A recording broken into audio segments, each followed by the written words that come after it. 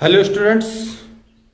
Reordering reordering एक ऐसा topic है जो हमेशा से कक्षा 9 और कक्षा 10 के स्टूडेंट्स के लिए सिर दर्द का कारण बना हुआ है। और शायद कुछ स्टूडेंट ऐसे भी होंगे जो 11वीं में भी पहुंच गए हैं, 12वीं में भी पहुंच गए, लेकिन रीऑर्डरिंग उनको भी अभी सही से आती नहीं होगी, ढंग से आती नहीं होगी।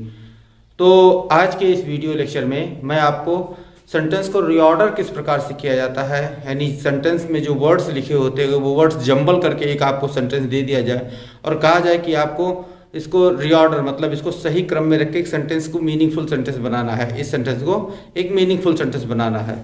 तो आप कुछ एक ही स्टूडेंट ही होंगे जो उस सेंटेंस के जंबल वर्ड्स को एक सही ऑर्डर में रखेंगे और उसको एक मीनिंगफुल सेंटेंस बना सकते हैं। बाकी सभी स्टूडेंट्स जो उसे देखकर ही कंफ्यूज हो जाएंगे कैसे इसको रीऑर्डर किया जाएगा।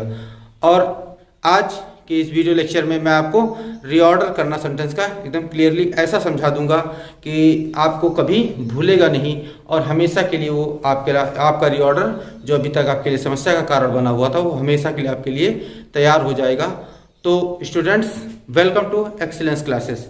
और आज जैसा कि आप लोग थंबनेल से ही देख कर आए होंगे कि मैं आपको रीऑर्डर सिखाऊंगा और रीऑर्डर में भी कुछ ऐसी ट्रिक्स बताऊंगा जिसके माध्यम से आपको रीऑर्डर करना एकदम क्लियरली और अच्छे से आ जाएगा। तो ज़्यादा देर न करते हुए चलिए चलते अपनी क्लास की तरफ। Reordering of the sentences.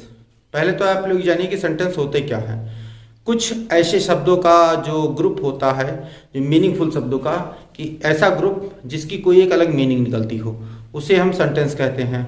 और सेंटेंस के वर्ड्स को, यानी जो उसमें वर्ड्स लिखे होते हैं जिनके माध्यम सेंटेंस बनाया जाता है, उन सेंटेंस के वर्ड्स को अगर आपस में जंबल कर दिया जाए तो सेंटेंस कुछ उनकी मीनिंग खत्म हो जाती, गायब हो जाती है।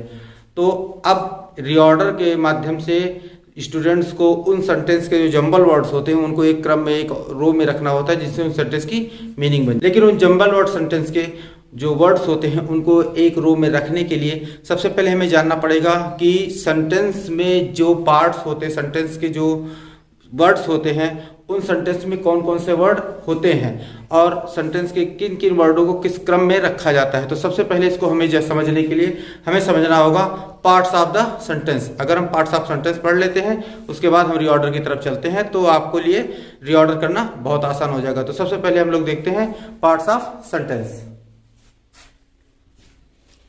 तो नॉर्मली स्टूडेंट्स हम देखते हैं सेंटेंस के मेनली 2 पार्ट्स होते हैं। पहला होता है सब्जेक्ट, दूसरा होता है प्रेडिकेट।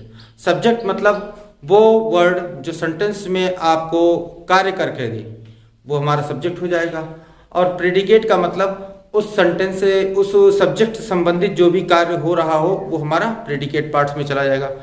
तो इसे आसान भाषा में समझने के लिए कि सेंटेंस में 2 पार्ट कैसे कैसे होते हैं, जैसे कि यहाँ पे आप देख लीजिए,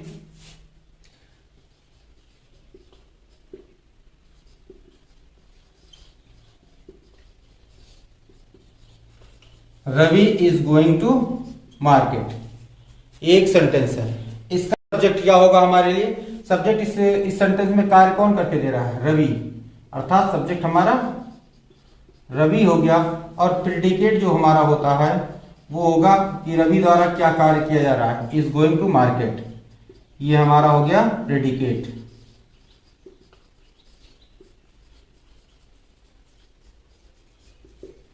ये हमारे सब्जेक्ट और प्रेडिकेट ये 2 पार्ट्स होते हैं कि इन सब्जेक्ट और प्रेडिकेट के माध्यम से सेंटेंस के सभी पार्ट्स को अलग अलग करके समझा जाता है।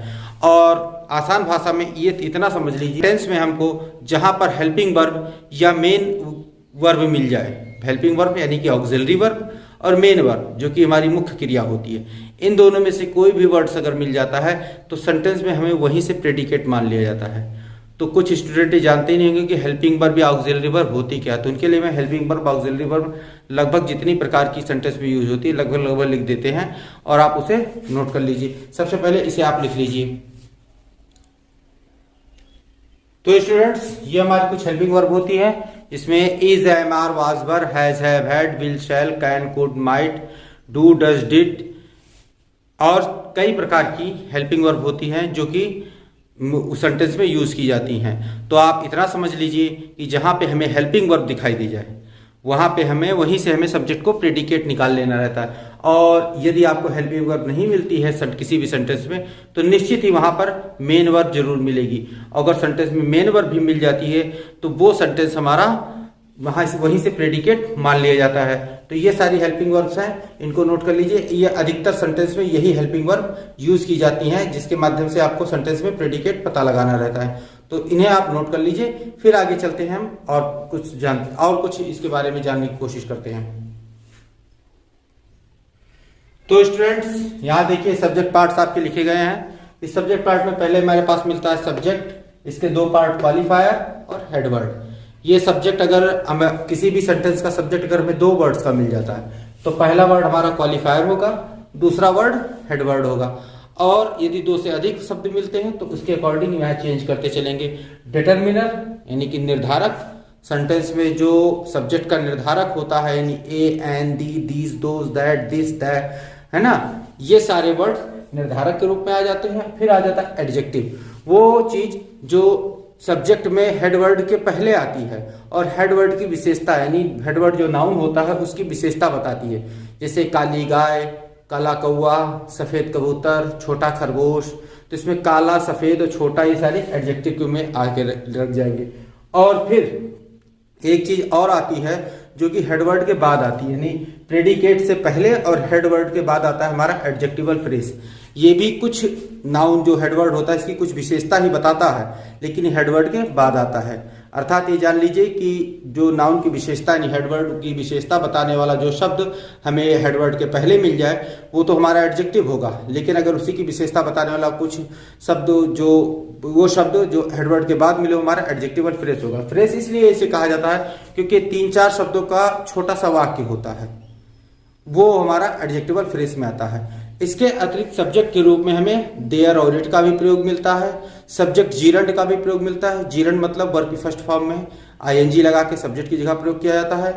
और उसके बाद सब्जेक्ट इन्फिनेटिव भी मिलता है। सब्जेक्ट इन्फिनेटिव का मतलब ये हुआ कि सब्जेक्ट की फर्स्ट फॉर्म में टू लगा के उसे सब्जेक्ट की तरह प्रयोग किया जाए, तो हमारा सब्जेक्ट इन्फिनेटिव होता है। क्लियर? चलिए इसे आप नोट कर लीजिए, फिर आगे बढ़ते हैं। तो स्टूडेंट्स ये देखिए हमारा ये प्रेडिकेट पार्ट है। प्रेडिकेट पार्ट में 3 भाग होते हैं, पहला वर्ब, दूसरा ऑब्जेक्ट, तीसरा कॉम्प्लीमेंट। अब वर्ब भी 2 प्रकार के होते हैं, हेल्पिंग वर्ब। ऑब्जेक्ट 2 प्रकार के होते हैं, डायरेक्ट ऑब्जेक्ट और इनडायरेक्ट ऑब्जेक्ट। फिर इसके बाद आता है हमारा कॉम्प्लीमेंट। कॉम्प्लीमेंट भी 3 प्रकार के होते हैं, नाउन कॉम्प्लीमेंट, एडजेक्टिव कॉम्प्लीमेंट और एडवर्ब कॉम्प्लीमेंट। तो अब यहाँ पे ध्यान रखिए कि ये कॉम्प्लीमेंट है, इसके पहले जो हमें ऑब्जेक्ट नहीं मिलता है, यानी किसी भी सेंटेंस में अगर कॉम्प्लीमेंट आ रहा है तो उसमें ऑब्जेक्ट के मिलने के बहुत ही कम चांस हैं।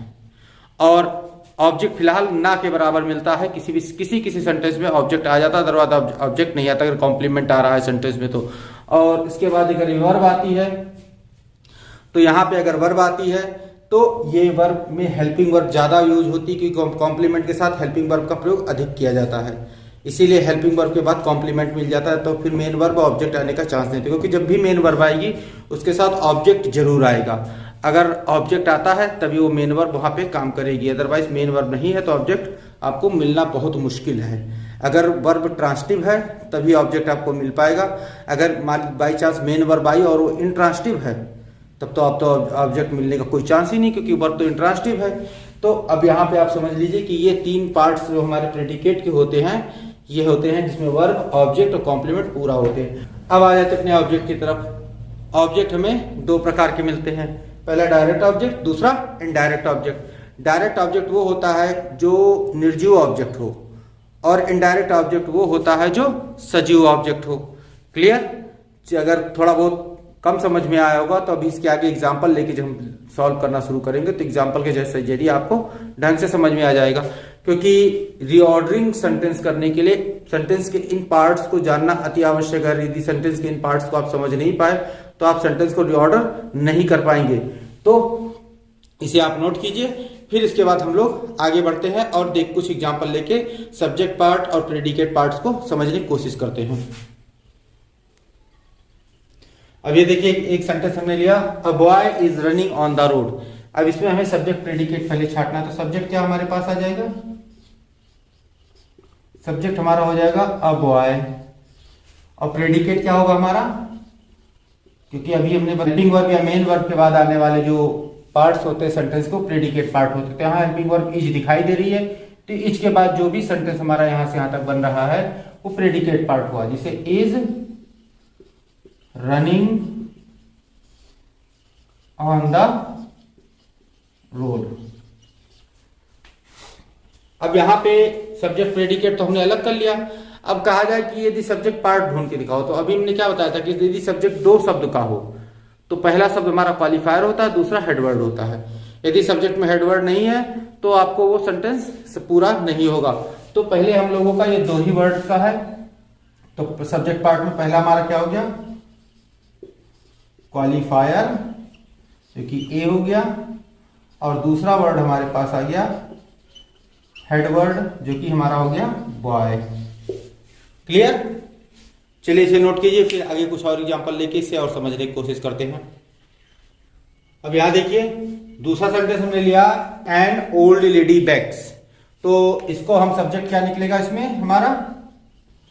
अब यहां पे आप देखिए कि आपको हेल्पिंग वर्ब नहीं दिखाई दे रही कहीं पर भी, जो हमने हेल्पिंग वर्ब दिखाई थी वो हेल्पिंग वर्ब आपको यहाँ पे कहीं भी नजर नहीं आ रही। तो यदि हेल्पिंग वर्ब नजर नहीं आ रही तो मेन वर्ब जरूर मिलेगी। अब मेन वर्ब यहाँ पे बैग माने भीख मांगना, तो ये हमारा मेन वर्ब है, यानी इससे पहले की जितने सेंटेंस के पार्ट हैं वो सारे पार्ट हमारे सब्जेक्ट में चले जाएंगे। तो ये क्या हमारा हो जाएगा, एन ओल्ड लेडी, और प्रेडिकेट पार्ट हमारे पास आ जाएगा बैग्स। बस इतना हो गया, सब्जेक्ट और प्रेडिकेट हमारा अलग हो गया। अब यहां पे देखिए सब्जेक्ट आपका तीन वर्ड्स में दिखाई दे रहा है, 1 2 3। अब यहाँ पे क्वालिफायर नहीं मिलेगा आपको। जब सब्जेक्ट के दो से ज्यादा शब्द हो जाए सब्जेक्ट में, तो सब्जेक्ट में क्वालिफायर नहीं रह जाता, तब क्वालिफायर टूट के दो पार्ट में चला जाता है, एक हमारा डिटरमिनर में, दूसरा हमारा एडजेक्टिव में। तो सब्जेक्ट का पहला पार्ट हमारे पास क्या मिला हमें, डिटरमिनर, यहां पे हमारा हो गया एन, और फिर एडजेक्टिव यानी लेडी, औरत की जो विशेषता है वो बूढ़ी है, तो ये हमारा एडजेक्टिव हो जाएगा ओल्ड, और हेड वर्ड जो हमारा है वो हो जाएगा लेडी। क्लियर? यदि आपको सब्जेक्ट में 2 से अधिक शब्द मिल रहे हैं तो वहां पे हमारा पहला डिटरमिनर, दूसरा जो विशेषता बता रहा होगा वो हमारा एडजेक्टिव में चला जाएगा, और तीसरा जो मेन नाउन होगी वो हमारी हेडवर्ड में चली जाएगी। चलिए इसे आप नोट कीजिए। अब यहां देखिए अगला सेंटेंस हमने लिया, that tall boy in the corner is a good player. अब इसमें सब्जेक्ट क्या हमारे पास मिल रहा है, सब्जेक्ट हमें मिल रहा है tall boy in the corner, और प्रेडिकेट मिला इज ए गुड प्लेयर। अर्थात यहाँ पे देखो हमने क्या बताया था, हमने बताया था कि ये जो सब्जेक्ट आपका प्रेडिकेट पार्ट आपका हेल्पिंग वर्ब से शुरू होता, तो हेल्पिंग वर्ब यहाँ पे इज थी, और ये पूरा पार्ट हमारा प्रेडिकेट में चला गया, इज ए गुड प्लेयर। अब यहाँ पे देखो ना 2 शब्द रह गए ना 3 शब्द रह गए, बहुत ज्यादा हो गए, तो इसमें अब आपको सारे पार्ट यूज करने हैं। तो पहला पार्ट हमने क्या लिखाया था, डिटरमिनर, डिटरमिनर जो था पहला शब्द हमारे पास था दैट, फिर हमारे पास क्या था एडजेक्टिव, टाल हो गया, और फिर हमारा हो गया हेड वर्ड, और बॉय हो गया। अब यहां देखो ये इन द कॉर्नर इसके बाद बच रहा है, तो ये भी उसकी एक तरह से हेडवर्ड की विशेषताएं बता रहा है। इन द कॉर्नर मतलब कोने में, लेकिन ये प्रेडिकेट से पहले शुरू हुआ है, यहीं पे जाके यहीं से यहां तक ये प्रेडिकेट सब्जेक्ट पार्ट का एक सब्जेक्ट का एक अंग है, एक पार्ट है। तो ये पूरा एक हमारा छोटा सा फ्रेज है, जैसे मैंने आपको बताया था एडजेक्टिवल फ्रेज जो होता है एक छोटा सा फ्रेज होता है 2 3 4 शब्दों का, जिसे एक छोटा सा वाक्य हम लोग कहते हैं। तो ये हमारा एक छोटा सा फ्रेज है इन द कॉर्नर, तो ये हमारा हो जाएगा एडजेक्टिवल फ्रेज।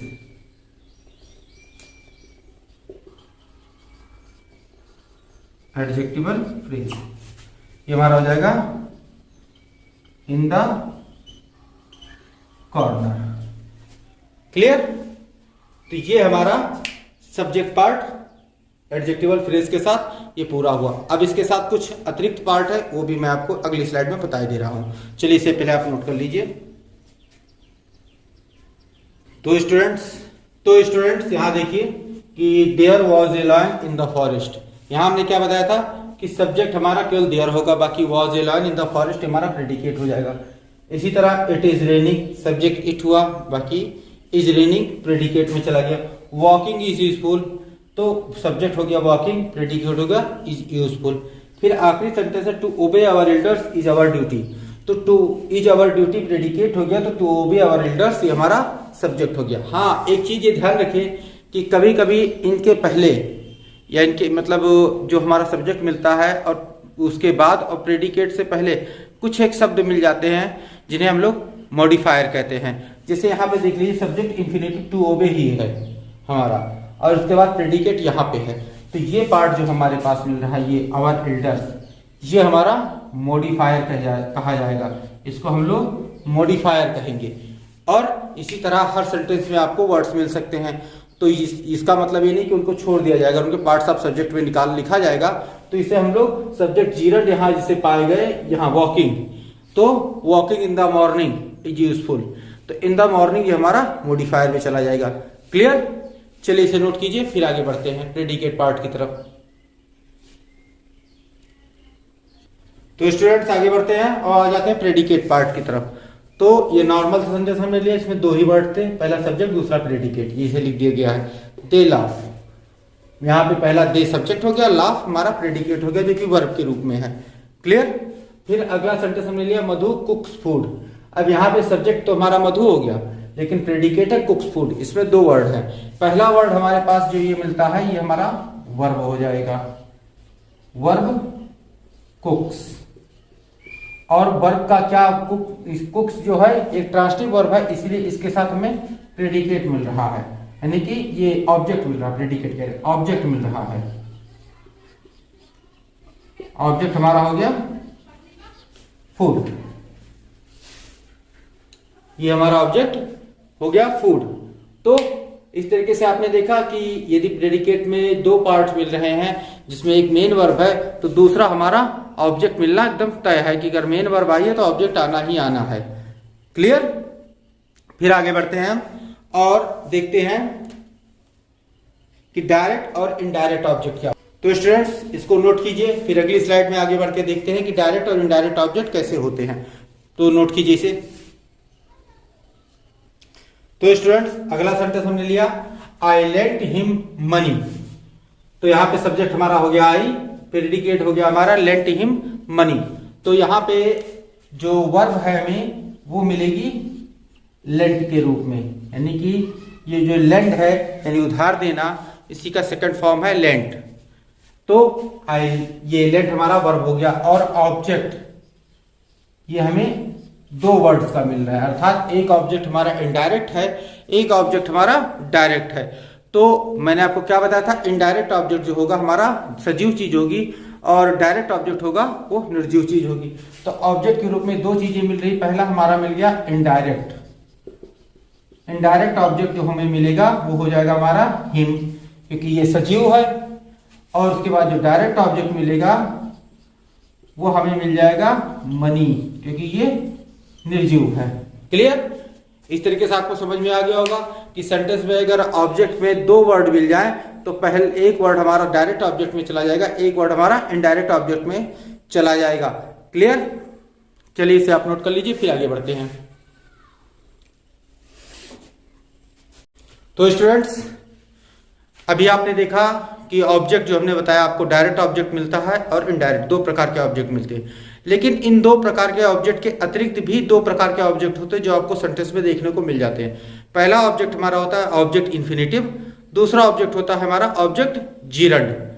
ये चीज आपको अभी एग्जाम्पल के माध्यम से क्लियर किए दे रहे हैं कि ये चीज कैसी होती है। इन्फिनेटिव का मतलब तो आप समझ ही गए होंगे कि वर्ब की फर्स्ट फॉर्म में टू लगा के दिखा दिया जाता है, और जीरंड का मतलब वर्ब की फर्स्ट फॉर्म में आईएनजी लगा के उसको जीरंड बना दिया जाता है। तो इन दोनों को ऑब्जेक्ट की जगह भी प्रयोग किया जाता है। ये दो प्रकार के ऑब्जेक्ट और भी होते हैं।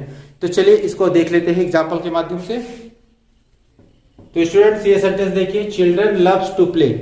अब यहाँ पे देखिए टू प्ले, यानी वर्ब के फर्स्ट फॉर्म के साथ टू लगा दिया गया, अर्थात ये हमारा ऑब्जेक्ट इन्फिनेटिव होगा। यानी सब्जेक्ट हमारा क्या निकला, चिल्ड्रन, प्रेडिकेट निकला लव्स टू प्ले, और इसमें वर्ब हमारी लव्स हो गई और ऑब्जेक्ट इन्फिनेटिव हो गया टू प्ले। क्लियर। अब चलिए चलते हैं जीरंड को देखते हैं। अगला सेंटेंस हमने लिया माई सिस्टर लव्स सिंगिंग, तो यहाँ पे सब्जेक्ट हमारा माई सिस्टर हो गया और प्रेडिकेट हो गया लव्स सिंगिंग। अब यहाँ पे लव्स जो शब्द है हमारा, ये वर्ब के रूप में चला जाएगा, कि लव्स वर्ब के रूप में गया और सिंग के साथ आईएनजी लगी है, अर्थात इस वर्ब की आईएनजी फॉर्म लगी है, ये ऑब्जेक्ट के रूप में लिखी है, तो ये हमारा ऑब्जेक्ट जीरंड की जगह पे चला जाएगा। क्लियर। चलिए इसे नोट कर लीजिए, फिर आगे बढ़ते हैं। तो स्टूडेंट्स चलते चलते हम लोग इस पार्ट्स ऑफ सेंटेंस के आखिरी स्टेप पे आ चुके हैं, जहां पे मैं आपको कॉम्प्लीमेंट के बारे में समझाऊंगा और कॉम्प्लीमेंट के समझाने के पश्चात हम लोग रीऑर्डरिंग शुरू कर देंगे। तब तक आप लोग सेंटेंस के सभी पार्ट को क्लियरली समझ जाएंगे और ये भी जान जाएंगे उनको किस क्रम में रखा जाएगा, तब आपको रीऑर्डरिंग करना बहुत आसान होगा। तो चलिए चलते अपने अगले पार्ट की तरफ, जिसमें हमें कॉम्प्लीमेंट समझना है। तो स्टूडेंट्स यहाँ मैंने कुछ सेंटेंस लिखे हैं। अब मैं आपको सब्जेक्ट प्रेडिकेट शुरू से ही बताता रहा हूँ, कहाँ सब्जेक्ट होगा कहाँ प्रेडिकेट होगा, इसलिए मैंने यहाँ पे सब्जेक्ट और प्रेडिकेट पार्ट्स को अलग नहीं किया। इसमें सीधे मैंने आपको कॉम्प्लीमेंट के बारे में बता दिया कि मतलब यहाँ पे लेक्चरर है जो नाउन से संबंधित वर्ड है, इसलिए नाउन कॉम्प्लीमेंट हुआ। यहाँ प्लेयर है, नाउन से संबंधित वर्ड है, इसलिए नाउन कॉम्प्लीमेंट हुआ। यहाँ पे अनहैप्पी है, यहाँ पे अनहैप्पी है जो कि एक एडजेक्टिव है, इसलिए एडजेक्टिव कॉम्प्लीमेंट हुआ। और यहाँ पे इन द रूम है जो कि एक एडवर्ब फ्रेज है, इसलिए एडवर्ब फ्रेज कॉम्प्लीमेंट हुआ। लेकिन स्टूडेंट कुछ सेंटेंस ऐसे होते हैं जहां पे आपको वर्ब भी मिलती है, ऑब्जेक्ट भी मिलता है और कॉम्प्लीमेंट भी मिलता है। कुछ ही सेंटेंस ऐसे होते हैं जिसमें सभी मिल जाते हैं, जिसमें से एक सेंटेंस मैंने आपके लिए लिख रखा है कि his word made me robber. तो यहाँ पे हिज वर्ड जो हो गया हमारा सब्जेक्ट हो गया और मेड मी रॉबर हो गया हमारा प्रेडिकेट हो गया। तो मेड वर्ड हमारे पास वर्ब है, ऑब्जेक्ट है मी जो कि इनडायरेक्ट ऑब्जेक्ट है, और नाउन कॉम्प्लीमेंट है रॉबर। ऐसे कुछ ही सेंटेंस मिलेंगे आपको जिसमें कि आपको ये तीनों मिल सकते हैं, अदरवाइज अधिकतर सेंटेंस में आपको इज एम आर के बाद कॉम्प्लीमेंट सीधा मिल जाएगा। क्लियर। चलिए इसे नोट कर लीजिए। तो स्टूडेंट्स उम्मीद है आपको सेंटेंस और पार्ट्स ऑफ सेंटेंस क्लियरली समझ में आ गए होंगे। अब हम आ गए अपने उस पार्ट की तरफ जिसके लिए वीडियो लेक्चर शुरू किया गया था, अर्थात रीऑर्डर ऑफ द सेंटेंसेस। यानी कि वीडियो लेक्चर मैंने आप लोगों के लिए रीऑर्डर ऑफ द सेंटेंसेस मतलब सेंटेंस के रीऑर्डर को ही करने के लिए शुरू कराया था। तो अब हम लोग यहाँ पे रीऑर्डरिंग देखते हैं, और इस रीऑर्डरिंग को जैसा कि मैंने आपको थंबनेल में ही क्लियर किया था कि ट्रिक के माध्यम से बताऊंगा। तो इस रीऑर्डरिंग के लिए मैंने एक ट्रिक तैयार कर रखी है, ट्रिक बना रखी है, उस ट्रिक के माध्यम से मैं आपको इसमें रीऑर्डर करना सिखाऊंगा। तो स्टूडेंट्स यहाँ पे मैंने आपके लिए दो ट्रिक लिख रखी है। पहली ट्रिक हमारी ये कहती है कि वाक्य की संरचना में जितने भी वर्ड्स दिए जाएं, रीऑर्डरिंग करते समय जितने भी वर्ड आपको दिए जा रहे हैं, उन वर्ड्स में सबसे पहले आप सब्जेक्ट के पार्ट को छांटिए और फिर प्रेडिकेट का पार्ट को छांटिए। फिर सब्जेक्ट के पार्ट को जिस ऑर्डर में आपको मैंने समझाया उस ऑर्डर में आप सब्जेक्ट पार्ट रखिए। फिर जिस ऑर्डर में मैंने प्रेडिकेट पार्ट समझाए हैं उस ऑर्डर में आप प्रेडिकेट पार्ट रखिए और सेंटेंस को मिला दीजिए, सेंटेंस हमारा रीऑर्डर हो जाएगा। दूसरी ट्रिक में ये मैंने बताया है कि जब भी आप पॉजिटिव सेंटेंस का ट्रांसलेट करने चलिए तो उसमें आप पहले सब्जेक्ट छांटिए, फिर वर्ब छांटिए, फिर ऑब्जेक्ट छांटिए। अब वर्ब छांटते समय आपको इस बात का ध्यान रखना है कि वर्ब ट्रांसिटिव है कि इंट्रांसिटिव है, क्योंकि वर्ब अगर ट्रांसिटिव होगी तभी आपको वहां पे ऑब्जेक्ट मिलेगा। ये अगर वर्ब इंट्रांसिटिव निकली तो आपको वहां पे ऑब्जेक्ट की बजाय एडवर्ब मिल सकता है। जैसे यहाँ एक एग्जांपल मैंने दिया है, sun the rises east in the, इसको मैंने दिया है। अब यहाँ पे राइजेस जो है ये वर्ब है हमारी, अर्थात इसमें सन जो हमारा सब्जेक्ट मिलेगा। क्लियर। ये राइजेस हमारी वर्ब जो है ये इंट्रांसिटिव वर्ब है, अर्थात इस सेंटेंस में हमें ऑब्जेक्ट नहीं मिलने वाला है। तो सबसे पहले हम लोग क्या करेंगे, दो बार द का प्रयोग है, तो अर्थात यहां लगा देंगे 10, उसके बाद हम लगाएंगे वर्ब राइजेस। अब यहाँ पे हमें ऑब्जेक्ट तो मिलना नहीं है, मिला क्या, बचा क्या हमारे पास, ईस्ट इन द, तो अर्थात इन द ईस्ट। क्लियर। ये दो ट्रिक मैंने बताई, आप इसे नोट कीजिए, फिर आगे आपको दो ट्रिक और बताते हैं। स्टूडेंट्स, अगली ट्रिक के अनुसार अगर सेंटेंस के लास्ट में क्वेश्चन मार्क मिल रहा है, ये वाला निशान, तो सेंटेंस के लास्ट में यदि क्वेश्चन मार्क मिल रहा है तो निश्चित ही वो सेंटेंस हमारा क्वेश्चन वर्ड इंट्रोगेटिव सेंटेंस होगा। और तब आपको उसमें देखना रहेगा कि कहीं भी सेंटेंस में क्वेश्चन वर्ड दिया गया है या नहीं दिया गया है। अगर क्वेश्चन वर्ड दिया गया है तो सबसे पहले आप उसे क्वेश्चन वर्ड को ही प्लेस कर लीजिए, फिर उसके बाद उसमें दी गई हेल्पिंग वर्ब को उसके बाद प्लेस कीजिए, फिर आप सब्जेक्ट को प्लेस कीजिए, फिर वर्ब को प्लेस कीजिए, फिर ऑब्जेक्ट, फिर अदर वर्ड को प्लेस कीजिए। और बाय चांस आपके सेंटेंस में क्वेश्चन वर्ड नहीं दिया गया है तो परेशान होने की जरूरत नहीं है, तब आप उसके सबसे पहले आप उस सेंटेंस में दी गई हेल्पिंग वर्ब को प्लेस कर दीजिए और उसके बाद सब्जेक्ट लगाइए, फिर वर्ब लगाइए, फिर ऑब्जेक्ट लगाइए, फिर अदर वर्ड लगाइए। जैसे एक एग्जांपल मैंने आप लोगों के लिए यहाँ लिया है कि have the you broken glass why this. अब इस सेंटेंस को हमें रीऑर्डर करना है, तो यहाँ पे देखिए क्वेश्चन वर्ड हमें मिल रहा है, तो सबसे पहले इसको हमें प्लेस करना है व्हाई। अब इसमें तो हेल्पिंग वर्ब कहाँ है, हैव की है, तो हमने लगाया हैव। अब इसके बाद सब्जेक्ट, इसमें नाउन या प्रोनाउन ही सब्जेक्ट बन सकता है, तो ये हमारा प्रोनाउन है, तो यहाँ लगाया हमने। अब व्हाई हैव यू, अब फिर आ जाते हैं हम अपने वर्ब की तरफ। वर्ब क्या है, ब्रोकन है, तो ब्रोकन हमने लगा दिया। अब यहाँ पे बचा क्या हमारे पास, द ग्लास, अब इसको हमने यहाँ पे लगा दिया और अंत में यहाँ पे क्वेश्चन मार्क लगा दिया और इस तरह से सेंटेंस हमारा रीऑर्डर हो गया। आशा है समझ में आ गया होगा। चलिए इसे आप नोट कर लीजिए। तो स्टूडेंट्स, अगले ट्रिक के अनुसार कि यदि सेंटेंस में नॉट या नेवर का प्रयोग हो रहा है तो निश्चित ही वो सेंटेंस हमारा नेगेटिव सेंटेंस है। और नेगेटिव सेंटेंस को जब भी हम रीऑर्डर करेंगे तो सबसे पहले हम लोग सब्जेक्ट लगाएंगे, सब्जेक्ट के बाद उस सेंटेंस में दी गई हेल्पिंग वर्ब को लगाएंगे, हेल्पिंग वर्ब के बाद हम लोग नॉट लगाएंगे और नॉट के बाद हम लोग मेन वर्ब लगाएंगे, उसके बाद हम लोग ऑब्जेक्ट और प्लस अदर वर्ड लगा के सेंटेंस को रीऑर्डर कर लेंगे। जैसे एक सेंटेंस दिया गया है कि यहाँ पे हम लोगों का you help did me not, अर्थात यहाँ पे सबसे पहले सब्जेक्ट हमारा क्या है, यू है, यू लिखा हमने, फिर हेल्पिंग वर्ब क्या है, यहाँ पे डिड है, डिड लगाया, फिर लगाया नॉट और फिर हेल्प और फिर यहाँ पे आ गया मी, अर्थात ये मी हमारा जो इनडायरेक्ट ऑब्जेक्ट था वो आखिरी में आ गया। क्लियर? तो चलिए इसे आप नोट कर लीजिए, फिर आगे बढ़ते हैं और कुछ और एग्जांपल लेके इसे समझने की कोशिश करते हैं। तो स्टूडेंट, यहाँ पे मैंने आपको 2-4 एग्जांपल रीऑर्डरिंग के कराए हैं, जिन्हें आप अपनी कॉपी पे नोट कर लीजिए और उन जो रूल्स मैंने लिखाए हैं उन रूल की सहायता से इन्हें समझने की कोशिश कीजिए। चलिए आप इन्हें नोट कीजिए। तो स्टूडेंट्स, इसी के साथ आज का वीडियो लेक्चर समाप्त होता है। उम्मीद है आपको आज जो मैंने पार्ट्स ऑफ सेंटेंस बताए हो उसके साथ साथ जो मैंने रीऑर्डर बताया है ये दोनों आपको क्लियरली समझ में आ गए होंगे। यदि आपको किसी भी चीज़ में कोई भी डाउट हो रहा है तो आप मेरे कमेंट बॉक्स में आके अपनी क्वेरी छोड़ सकते हैं और फिर मैं आपकी क्वेरी को अगले वीडियो लेक्चर में किसी भी क्लास को शुरू करने से पहले ही आपका मैं जवाब उस क्वेरी का दे दूंगा।